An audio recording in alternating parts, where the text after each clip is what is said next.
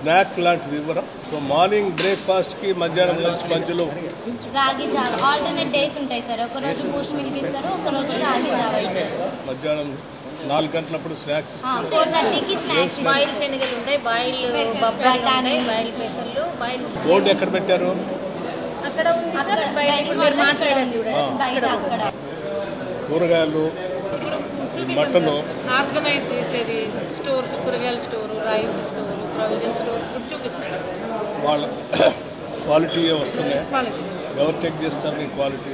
పిల్లలు చేస్తారు sir. 9th class నుంచి 5 మెంబర్స్ ఉంటారు మెస్ కమిటీ.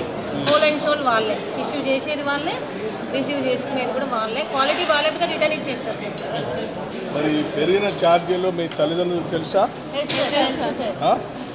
సెకండ్ సాటర్డే పేరెంట్స్కి అలా ఉంటుంది కదా సార్. ఆ రోజు స్కూల్ మొత్తంని గ్రౌండ్లో గ్యాదర్ చేసుకొని మీటింగ్ పెట్టుకున్నాం సార్. సెలబ్రేట్ ఇంతకుముందు పేరెంట్స్ వచ్చేటప్పుడు ఇంటి దగ్గర నుంచి వండి తీసుకొచ్చేవాళ్ళట కదా?